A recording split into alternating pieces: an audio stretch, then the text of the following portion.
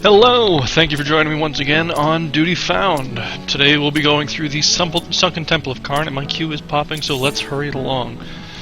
After last week's debacle that was Brayflox, hopefully we have a bit of a better experience tonight. The Sunken Temple actually is home to a fun little assortment of mechanics. The first boss has Doom, there's bees that use Final Sting and drop themselves in exchange for a lot of damage. There's just a lot of fun stuff going on. Oh, and would you look at that, I now have Stone Skin. I don't think I had that last week. I have Regen, my favorite go-to cure. See what else I've got that I didn't have last week. Stone Skin, my cure 2.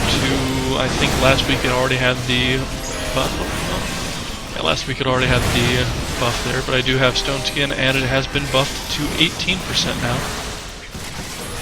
think I described it last week that Stone Skin is based off of the target's HP. As such, the heftier the target, the more HP you get. Warriors are great for that because they have so much base HP pool. And as a white mage main, now that I've got that trait, mine will give 18% of the target's HP rather than the base 10 that everyone else gets. So it's a little bit more efficient. Still better to just heal. To that end, let's throw a little bit of damage, get this fight going. Don't need to worry about it too much.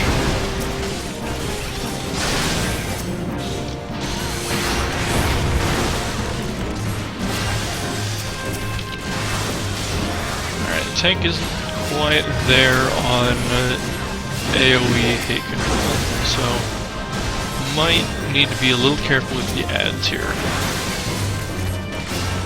Okay, one key element of this dungeon are the tablets. You'll see here, there is a flame and a fruit. Those will become more relevant as we move on, but for now it's just good to remember it's always going to be flame left, fruit right.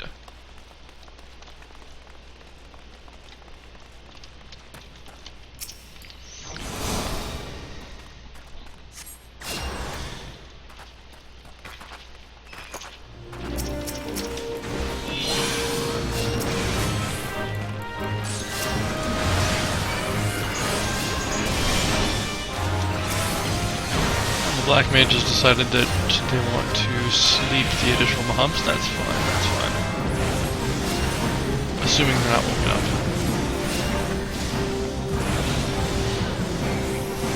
We've got a Black Mage, a Monk, and a Warrior's tank tonight. The Black Mage seems to know what they're doing. Got the rotation down. This is actually a difficult level range for Black Mage. They don't really have their knockout punch ready.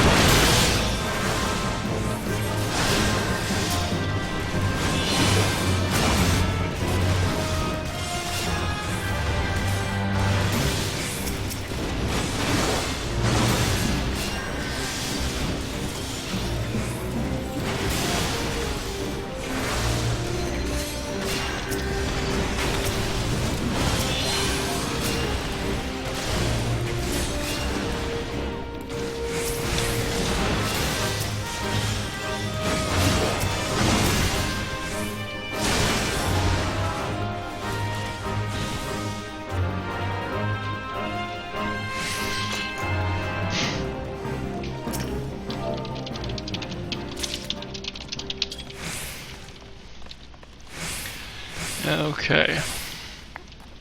And here we go, we see the bees here. Need to watch out for Final Sting is the move to watch out for. We'll see if I'll be able to interrupt that with the Fluid Aura.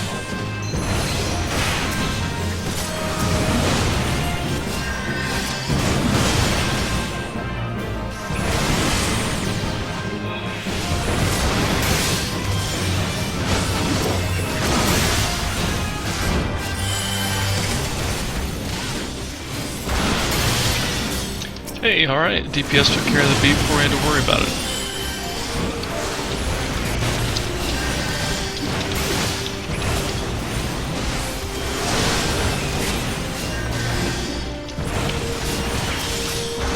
That is a sign of a decent run right there, focusing the bees down without having to have them called out. You might be in for a decent dungeon tonight. Although it would be nice if the tank tanked, which is taking quite a bit of damage.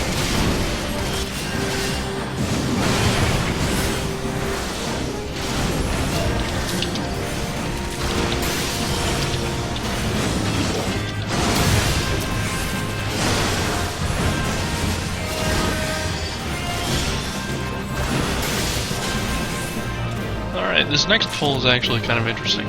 The Qarn Facer here, if you're not able to kill it within a few seconds, it'll start to run away.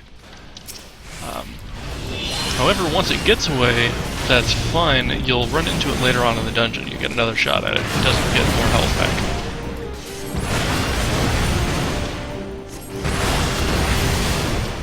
Now, if you do kill it, it drops a chest that has an ethereal weapon. So, it'd be a good way to help out your DPS through leveling your jobs. So I'm going to go ahead and help them out. Throw some damage out. It's going to get away, but we're going to have at least a little bit of damage on it.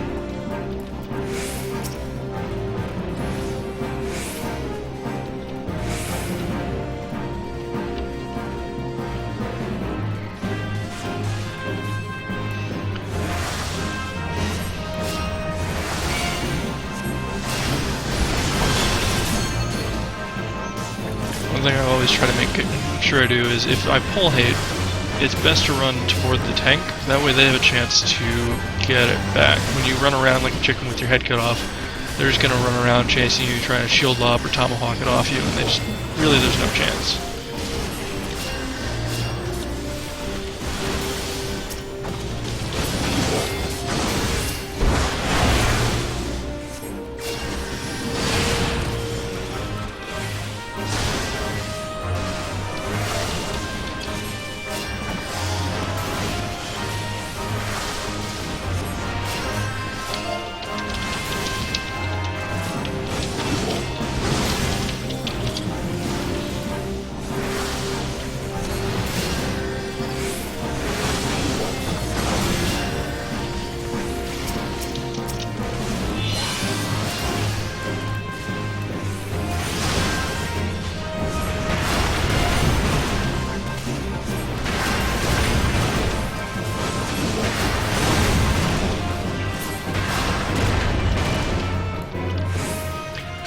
Okay, so we've got another of these tablets to pick up.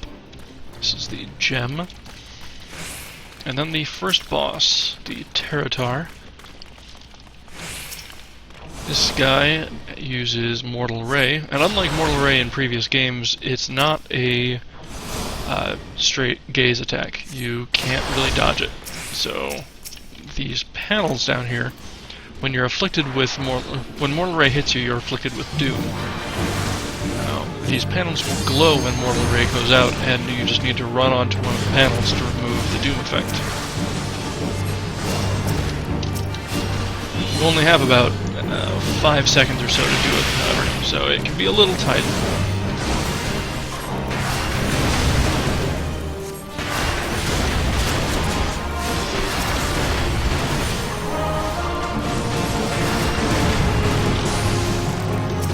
You see more bees spawn. These have less HP than the ones outside the boss area, but they do still final state, so you do need to take care of them.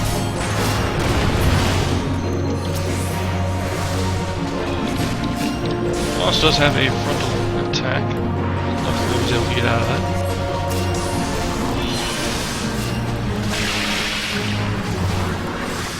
Let's pop Presence of Mind and get a few extra casts out in this same time frame. Raises my spell speed significantly, so I'm able to get quite a bit more damage out in a short time. There's the Mortal Ray and the Doom. You see this one is glowing. Hopefully we can get to it before it goes off. There we go. All good. More bees popped, however, so we gotta take care of those. And we've got a new mortal ray. New tablet. Okay, all good. However, the tank did not actually cleanse, so he's probably going down right now. Yeah, he's going down. So we're gonna queue up a swift cast. He drops, I raise. Nobody's the wiser.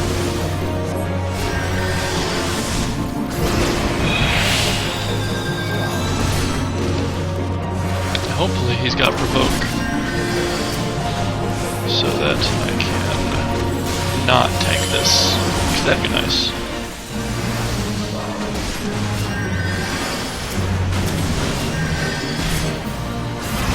That'd be really nice, actually.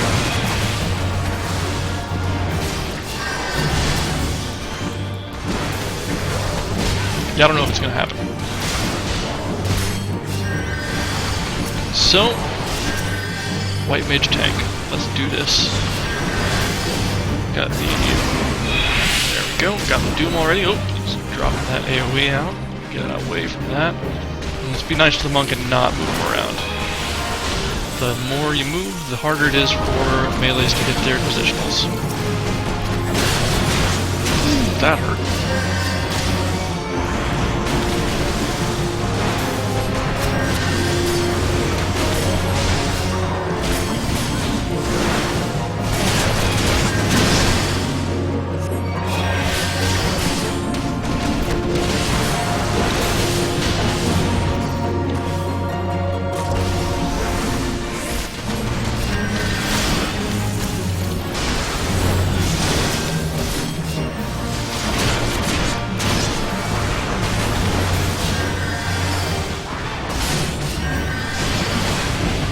Almost there. Just hold on a little bit longer.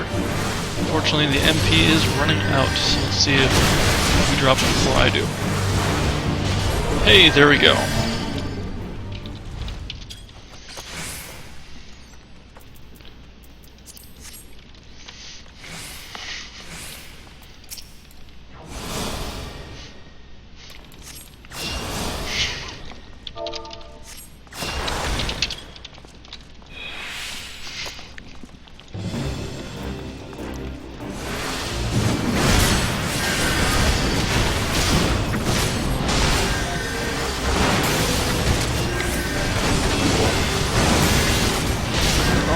Now the stretch up to the second boss isn't too much to worry about, but we do have a little mini mechanic that we'll introduce here with the next room that is unique to this dungeon. Actually, I don't think I've seen it anywhere else in the game, so nice little fun bit.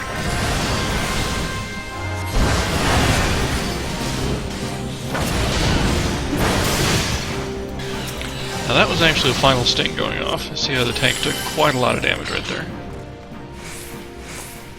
Alright, so this guy, statue like the facer we saw earlier, when it's on the panel there, just like the one that was in the first boss room, and it's inactive, the door will open. Any other time, the door is closed. So the trick is you need to kill the mob while it's on the panel, so it deactivates while it's there. That will actually successfully remove the mob and open the door at the same time. If you don't, if you kill it anywhere else, it will come back at full health.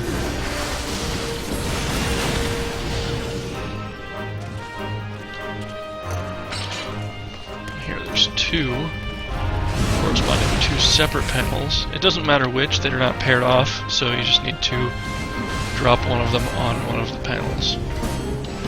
Placement can be a little funky because they don't like to move very well. There, nope, not quite, still not.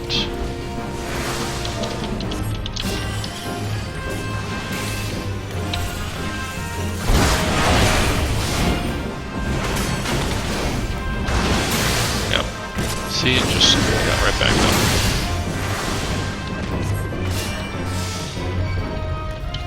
There we go. Now it's on the panel. And the tank's gonna run away with it. Oop. Unless I got hate back. There we go.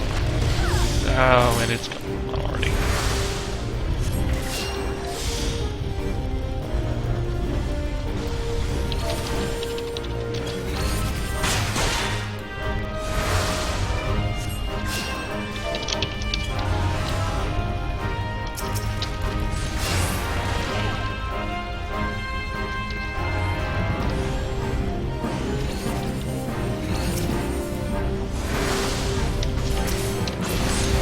Oh, good lord, we got him, finally. Okay, now there's another one. We actually do have to get both. Both of these side rooms are important to moving on in the dungeon.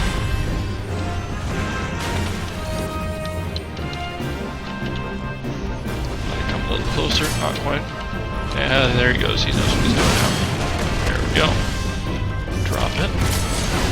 Okay, and that's both doors.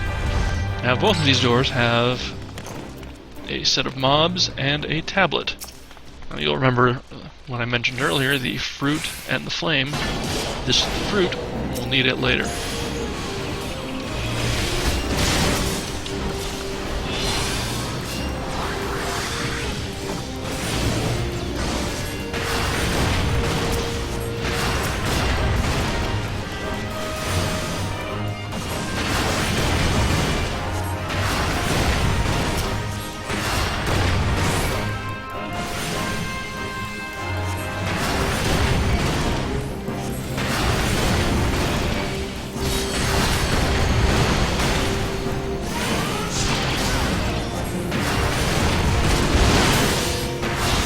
You'll notice I'm not being very nice to this tank. Just throwing extra damage, extra heals, just... I'm not being terribly considerate. So this is probably poor form as a healer, especially one that's going into a lower end dungeon. But after the last few weeks, I just want to get it done. And they need to learn somehow, right?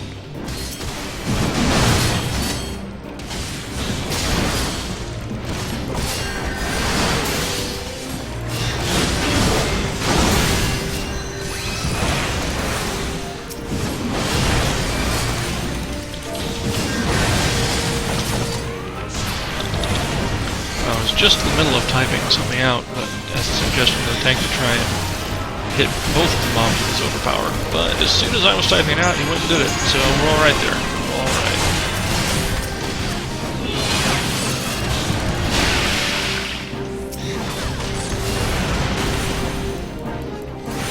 Now we haven't done that in a little bit, but Fluid Aura is really nice. You can interrupt moves, you can deal some damage, move things around. As I've previously mentioned, it's not a good idea to be using Fluid Aura on active targets. It tends to upset DPS when you knock the target across the room and out of their range. But for secondary and tertiary targets, go for it. Alright, and here we have the Flame of Magic. If you'll recall, flame left, fruit right. That will be important later on.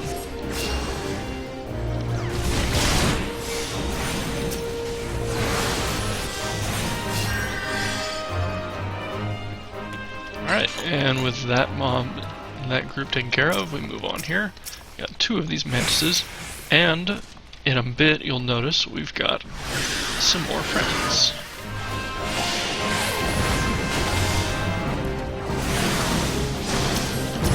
There we are, the Facer is back.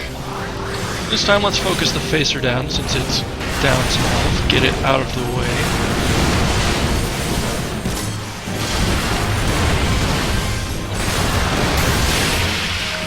Alright, and that is the Facer taken care of, with just enough health left on the tank that he's not too worried. There's the coffer I told you about. Coffers in this game are typically color-coded. The typical brown with the bronze filigree is going to be the basic common chests. You're going to find potions every once in a while. You'll get lucky and find good drops in them. Blue with silver are your next tier up. Those are what you get from your bosses, and in this case, this guy, they'll almost always have gear in them. This one, in fact, has a conjure weapon. Nobody here needs that, but there we go. Somebody took it. There's good. Now we're coming up on the second boss now. We're going down into the catacombs. There's a pull here with one optional mob. We'll see if he pulls back. Hey, he's pulling it back. Alright. So we're probably going to skip this next mob.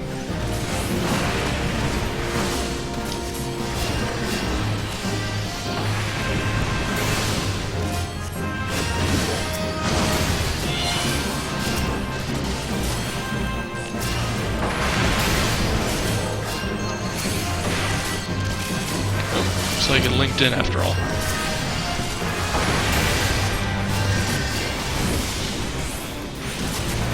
Now I'll go ahead and describe Regen a little bit. It is a spell that does not have a cast time. It's an instant cast spell, so I don't need to worry about channeling it. But it is still on the global cooldown. So it is important to take care of how instantly you're going to need heals. Regen is a heal over time. And as such, every global tick, every 3 seconds or so, the target is going to get some health back. That health is a snapshot of my healing potency at the time that I cast it. So if in a bit, it should be the next dungeon actually, I'll get Divine Seal, which increases my healing potency. If I cast Regen while I'm under the effects of Divine Seal, for the duration of the Regen's ability, they'll get that increased potency, even if I cast Regen at the very end of my Divine Seal.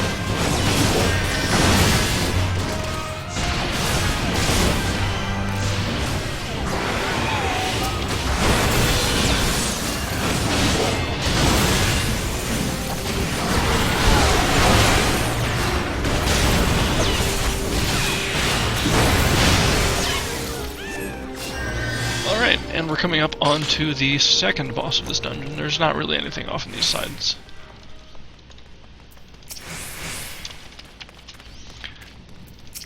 Go. Now, this boss has 2 targets, the Soul Stone and the Guardian. The Guardian is the primary target. You need to get it taken down to finish this and move on. However, it has vulnerability up, or vulnerability down, sorry. So it's going to take much less damage while the Soul Stone is alive.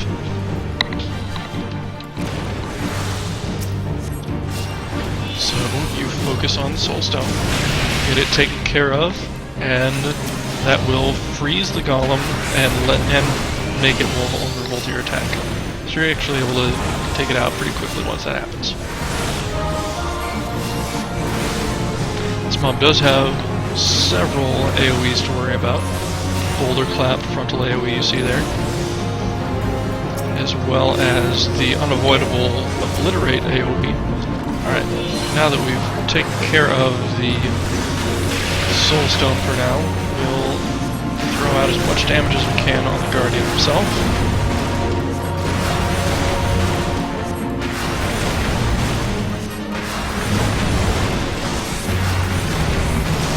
Okay, and Soul Stone regenerates.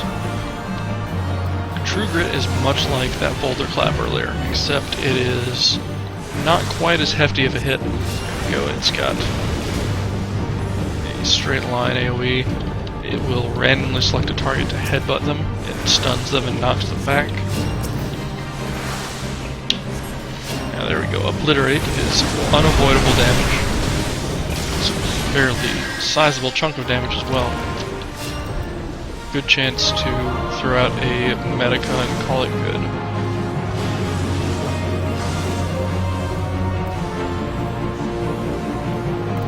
There's that box slide again. Relatively easy to dodge if you're quick on your feet. And this boss really does not care for a Black Mage.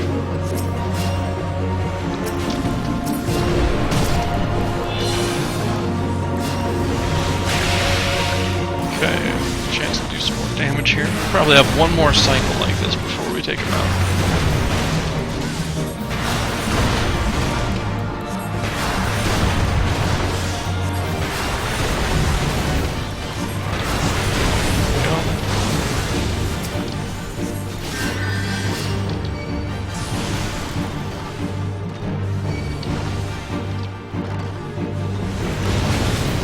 key thing to remember with AoEs, especially as you get into the further end dungeons, you need to dodge the target reticle, not the animation. So, as you just saw me do, as soon as the target disappeared, it's safe to run in. So just like that, you won't take damage.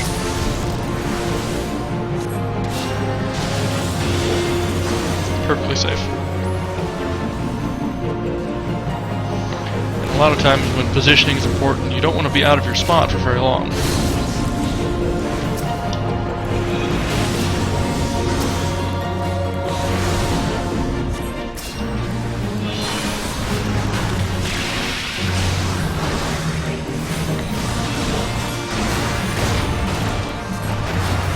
Looks like we've got him with this one.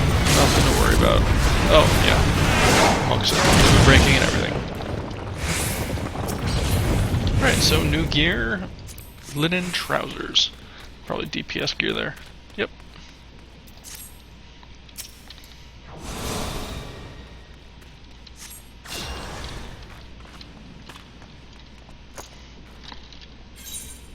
Okay, we'll move out of these catacombs.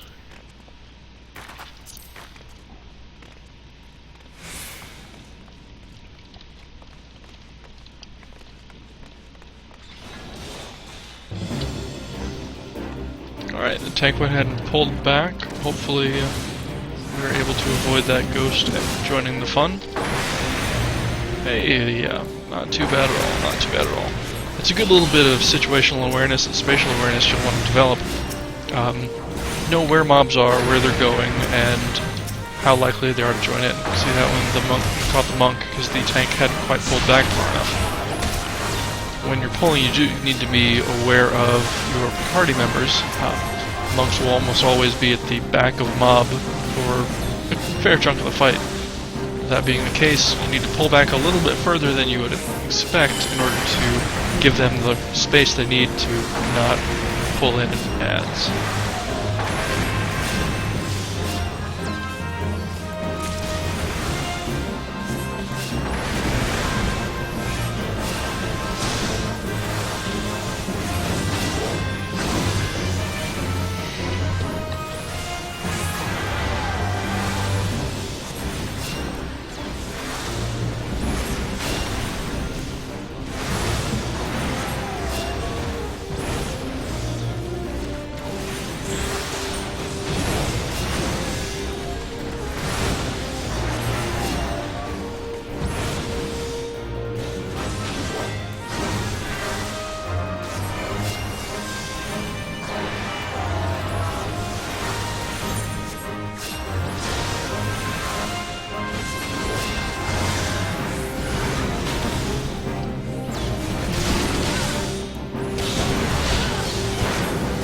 Okay, now this should be a relatively short push from the second boss to the third, so we should be getting out of here pretty quickly.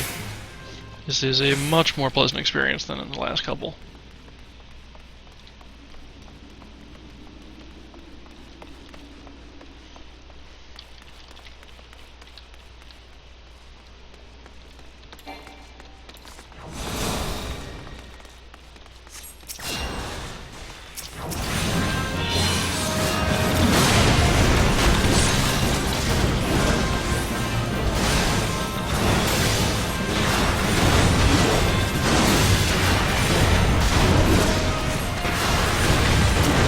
One of the nice things about how difficult the last dungeon was, Rayflox, how difficult it is the learning curve really does a lot to help make the player base a little bit better as you're leveling up. Tanks that come through will typically have a better understanding of what they need to do to keep hate, what they need to do to not quite take so much damage, that sort of thing. DPS know a little bit better how to optimize and focus targets, or even just how best to maximize their class. So, through that little difficult stretch, people will typically come out of it a little bit more skilled afterward. So the next stretch of dungeons tends to be a little bit easier. Here we are. just like earlier. Drop it right on the pad.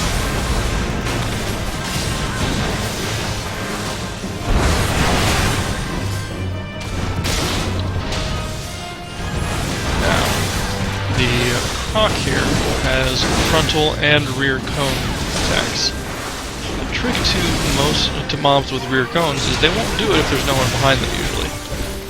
So one trick you can do is stand behind them and intentionally trigger that rear cone attack, and while it's channeling the attack, it won't actually be doing its normal auto attacks. See off to the side here, there's two pedestals. Looks like somebody's going for one, so I'll go for the other. The icon indicates which it is, so we'll get the gem. That opens the door, gives us a chest here. I'll go ahead and pop sprint because I don't really need my TP. Let's just run fast. There's another chest on the opposite side mirroring this one, so we'll just go ahead and move on.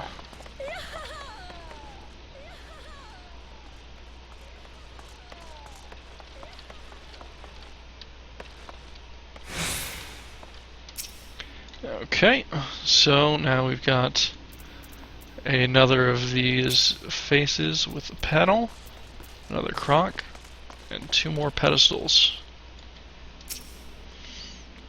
As before, the pedestals will open the way off to the side rooms. The main room is on the panel. Seems we've been in here for about half an hour, so protect is worn off. Get a fresh one out on people. One more cast on the black mage that we're out of the way. We didn't quite make it onto the panel there, so that face will get back up in a moment.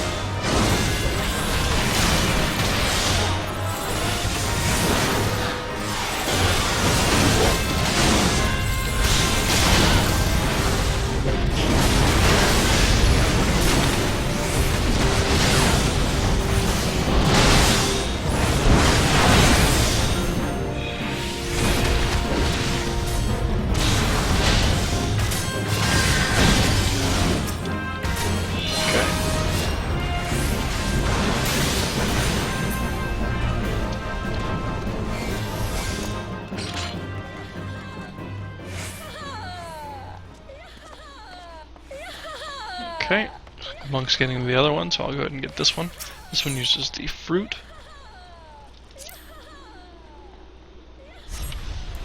Top sprint to get going. Alright, these drop crafting materials to make vintage gear. I'm not terribly interested in that in the moment, so we'll move on.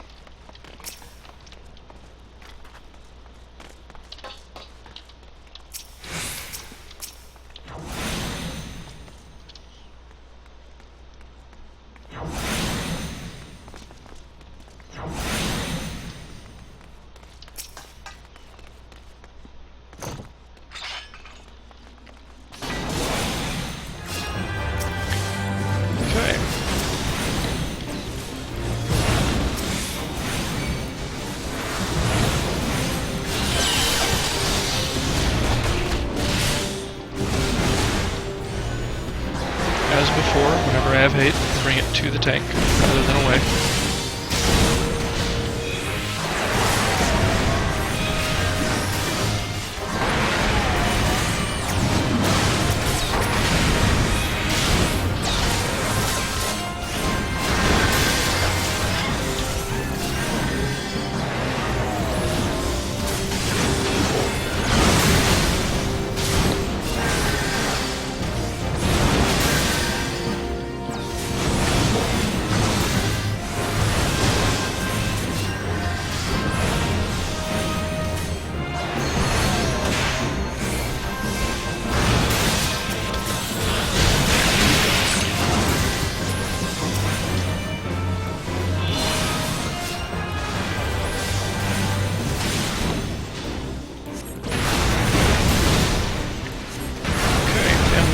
Almost done now. Almost. There's one more pack of mobs here. 2 crocs and a skeleton.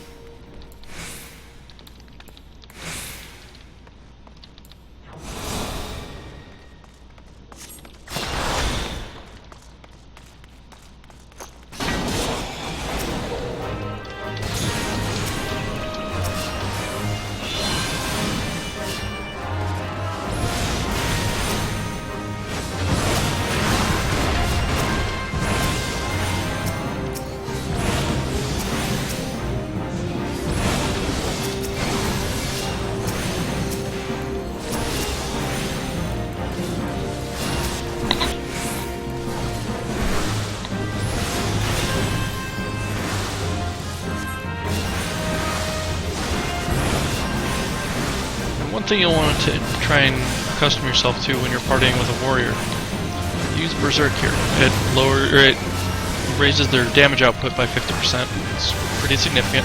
However, at the end of the cooldown, they're pacified and unable to use weapon skills. You can cleanse that off, however. A lot of people don't realize that or never take it into account. It's only a 5-second pacify effect. However, that's enough time for them to get 2 skills off.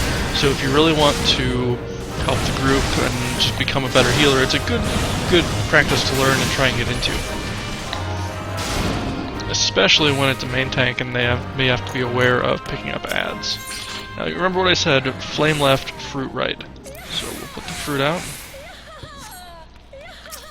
Put the flame out. And we'll hit the scales. Now, if you get this wrong, mobs will pop. If you get it right, a side room opens up, and you can get a little bit of loot. More crafting materials, and a belt. It's actually a tank belt. I think our tank will be pleased with that. And here we are, the last boss of this dungeon. You see it has panels just like before. These, however, are a little bit different. And there are a couple mechanics in this last fight to watch out for. I'll call them out as they come up, then we'll go from there. There's the frontal cone.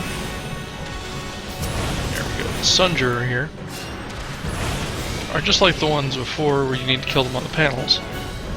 These, however, will continuously just stand back up while they're not killed on the panels.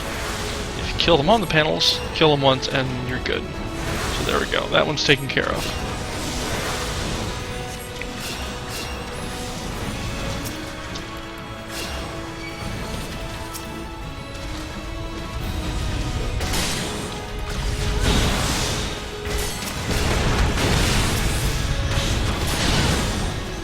Okay, and that's the 2 of those. As you push his HP down, he moves to different phases, so there's less and less to worry about.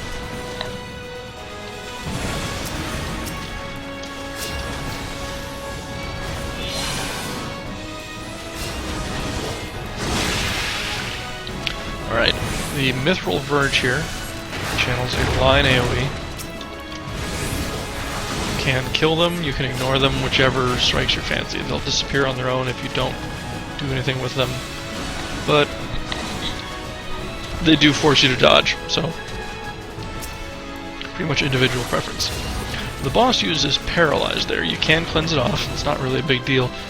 However, if you're in melee range, good practice to get into, you can line of sight his Paralyze, so you don't need to worry about it. Just run to his backside and he won't see you and won't be able to cast, and done is done. Now this one you can't ignore.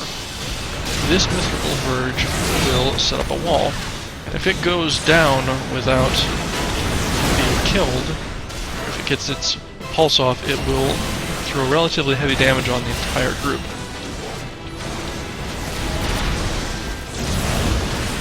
Just one of them. Usually 1 DPS is sufficient to take care of it. There we go. Taken care of in no time flat. Let's go ahead and throw out a little damage. We're doing okay. Let's see, let's drop that Paralyze, and oh! Tank's looking out for me, he stunned it. It's alright, it's alright. Black Mage is in there, they're probably fine. We're going to throw a dot on that so that it actually does some damage to it while waiting on that to go through.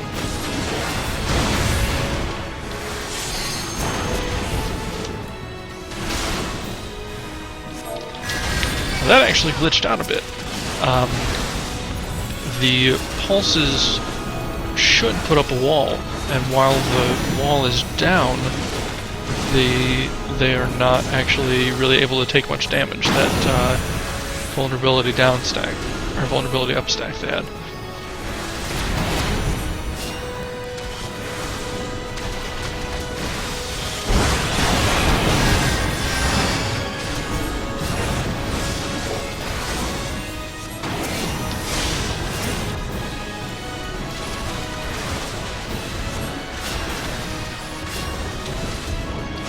we've got LB2, so we can probably kill the boss right now.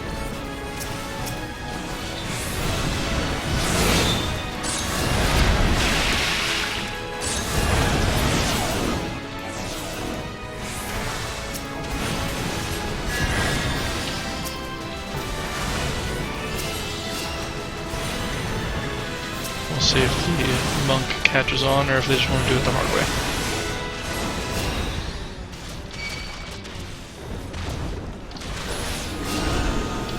Oh my, those were all aimed at me.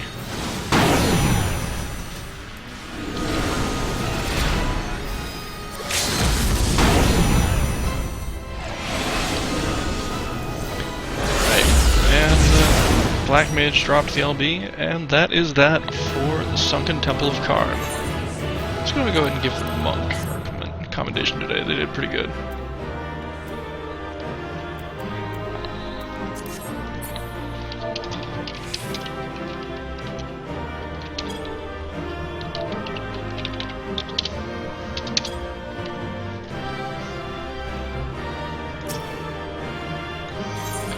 Okay, we'll finish up here. And thank you once again for joining me on this episode of Duty Found, where we went through the Sunken Temple of Qarn, the level 35 dungeon in Final Fantasy XIV. You saw the healer perspective going through all three of the bosses, and the base mechanics of the dungeon. And as always, if you have any questions, comments, or suggestions for me, feel free to get in touch. I'm always open. Alrighty, thanks again, and have a good night, everybody.